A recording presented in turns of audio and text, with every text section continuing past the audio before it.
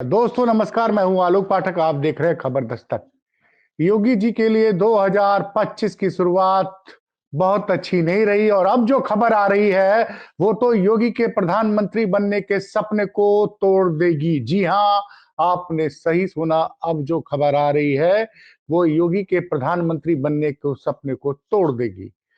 दरअसल आज दिन में योग अखिलेश यादव ऐलान कर सकते हैं वो उत्तर प्रदेश की 403 विधानसभाओं में साइकिल यात्रा करने जा रहे हैं। 26 जनवरी के बाद से ये संभावित है कि अखिलेश यादव पूरे उत्तर प्रदेश की 403 विधानसभाओं में साइकिल यात्रा करेंगे। याद दिला दूं, इसी तरह की साइकिल यात्रा अखिलेश यादव ने 2011 में शुरू की थी, जिसके बाद समाजवादी पार्टी को 2012 के चुनाव में पूर्ण बहुमत मिला था। एक तरफ योगी आदित्यनाथ कुंभ के जरिए प्रधानमंत्री बनने का सपना देख रहे हैं। वो सोच रहे हैं मैं कुंभ का सफल आयोजन करूंगा, लाखों लाख संत आएंगे, साधु सन्यासी आएंगे, उसमें योगी की टीम लगी हुई है पर्दे के पीछे से। वो साधु संत से ये घोषणा करवानी चाहती है कि योगी जी ही नरेंद्र मोदी के उत्तराधिकारी के लिए सबसे योग्य आदमी है। तो सोचिए, एक तरफ 5,000 करोड़ रुपए से ज्यादा कुंभ पे सरकार खर्चा कर रही है। पूरे कुंभ परिक्षेत्र में, कुंभ जैसे ही धार्मिक आयोजन में हर जगह योगी और मोदी के पोस्टर लगे हुए हैं। जैसे मोदी के पोस्टर कम, योगी के पोस्टर ज्यादा हैं। तो जहां एक तरफ योगी की ब्रांडिंग करने में पूरी योगी की टीम लगी हुई है, वहां पिछले कुछ दिनों से पहले तो भाजपा के सहयोगी दलों ने योगी के ऊपर गंभीर सवाल उठाए हैं। उसके बाद भाजपा के पिछड़े दल के विधायक, माफ कीजिएगा, नंद किशोर गुर्जर ने तो सबको चौंका दिया। जब ये बोला कि उत्तर प्रदेश में आज भी योगी के शासनकाल में भी 50,000 गाय रोज काटी जा रही हैं। इस आरोप पर सरकार एकदम खामोश है और आरोप उन्होंने लगाया है कि ये सब कुछ मुख्य सचिव की जानकारी में हो रहा है। तो लगातार आरोप चल रहे हैं। और दूसरी तरफ आपको पता है कि समाजवादी पार्टी ने 26 दिसंबर से एक पीडीए अभियान शुरू किया है, जिसमें उनके पार्टी के कार्यकर्ता, एमएलए, जिला अध्यक्ष, ब्लॉक अध्यक्ष, मंडल अध्यक्ष, एमपी, ये सारे लोग हर विधानसभा के सेक्टर अ, हर सेक्टर में जा रहे हैं। वहां जनता को समझा रहे हैं कि कैसे संविधान खतरे में है, किस तरह से भाजपा ने अंबेडकर जी का अपमान किया है और किस तरह से अगर पिछड़े दलित अल्पसंख्यक एक साथ नहीं आएंगे तो वो संविधान और आरक्षण को बचा नहीं पाएंगे। एक तरफ 14 जनवरी से कुंभ शुरू होने वाला है और सोचिए 27 जनवरी से जब उत्तर प्रदेश में अखिलेश यादव की साइकिल यात्रा शुरू होगी तो क्या माहौल बनेगा। याद करिए, लोकसभा चुनाव में जहां-जहां अखिलेश की सभा होती थी, वहां जनसैलाब उतर जाता था। मैंने लगातार 2022 के विधानसभा चुनाव से समाजवादी पार्टी की ज्यादातर रैलियों को कवर किया है। पहले उनकी रथ यात्रा को भी कवर किया है, जब अखिलेश बस से निकलते थे, समाजवादी रथ लेके, और जिस तरह से जनता उनके पीछे दौड़ती थी, वो 2022 के भी दृश्य हमने देखे हैं। 2024 का भी लोकसभा चुनाव हमने देखा है, किस तरह से जनसैलाब अखिलेश की रैलियों में आता है। और अब तो वो गांव-गांव पगडंडी पगडंडी, कस्बे-कस्बे होते हुए उत्तर प्रदेश की 75 जिलों की 403 विधानसभाओं को साइकिल के जरिए न नापने जा रहे हैं। तो ये इससे जानते हैं 2 चीजें होगी। एक तो उनका कैडर, जो कार्यकर्ता है, वो बहुत उत्साहित होगा। दूसरा, उत्तर प्रदेश सरकार के सहयोगी दल जो भी हैं, वो सब पिछड़ी जातियों के बड़े नेता हैं। जैसे अपना दल सोनेलाल, ये कुर्मी बिरादरी की बड़ी नेता मानी जाती है अनुप्रिया पटेल। उन्होंने योगी सरकार पर बड़े आरोप लगाए हैं और उनके पति जो उत्तर प्रदेश में मंत्री हैं, उन्होंने योगी के 3 खास अधिकारियों पर आरोप लगाए हैं कि ये 3 खास अधिकारी उनके खिलाफ दुष्प्रचार करा रहे हैं।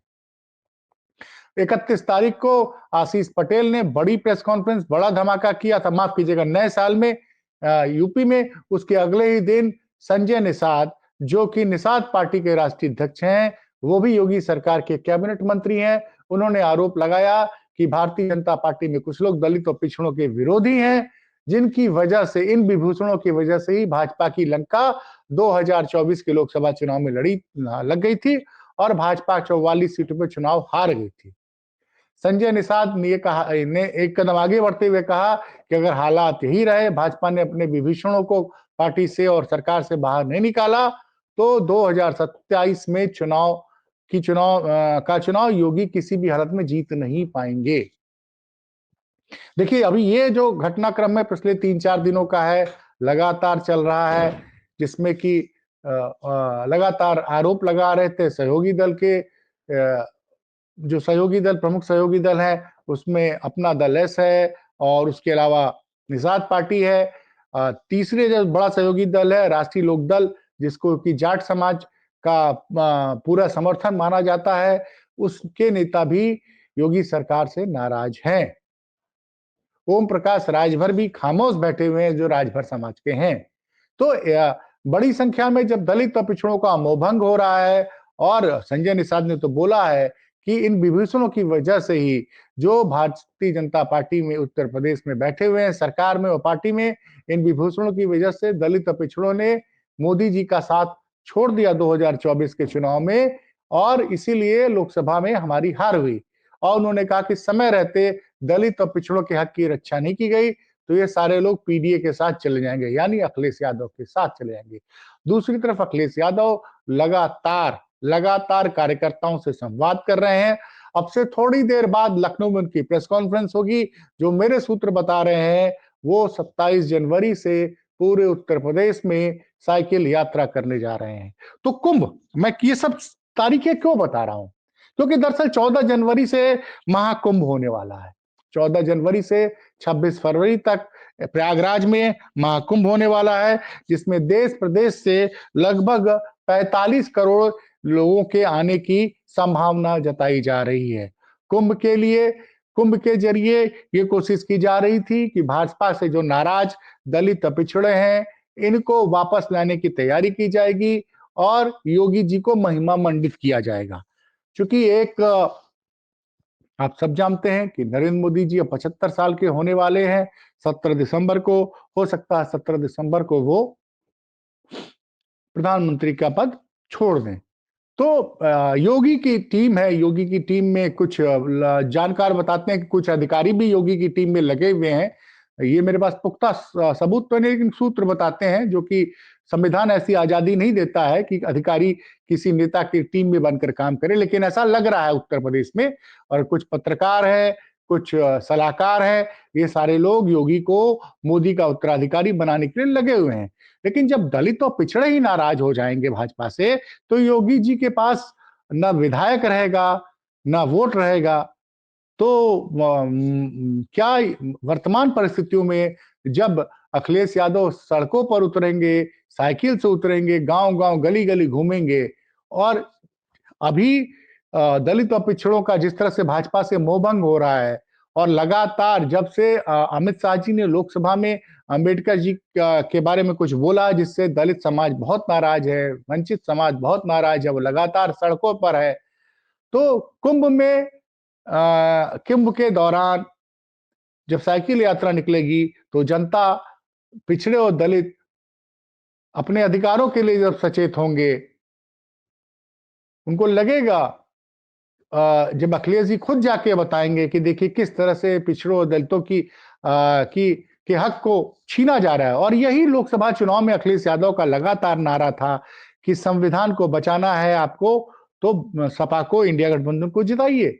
और सच यही है कि उत्तर प्रदेश में अगर समाजवादी पार्टी गठबंधन ने 43 सीटें नहीं जीती होती, तो नरेंद्र मोदी के पास पूर्ण बहुमत की सरकार होती। और आपको तो याद ही होगा ना, अयोध्या के पूर्व सांसद लल्लू सिंह ने कहा था कि हम 400 सीटें हमें इसलिए चाहिए कि हम संविधान बदलना चाहते हैं। इन आरोपों में सच्चाई इसलिए थी कि भाजपा के पूर्व सांसद खुद ही कह रहे थे। खैर, वो लल्लू सिंह के बयान से प्रभु श्री राम की नगरी अयोध्या के दलित और पिछड़े इतने नाराज हो गए कि उन्होंने भारतीय जनता पार्टी को लोकसभा चुनाव में, लल्लू सिंह को चुनाव में हरा दिया। तो दलित और पिछड़ों के मोहभंग की शुरुआत हो गई। अच्छा, वाराणसी में भी, जहां प्रधानमंत्री 2.5-3 लाख वोटों से जीतते थे, वहां बड़ी मुश्किल से 1 लाख से कुछ वोटों से जीत पाए।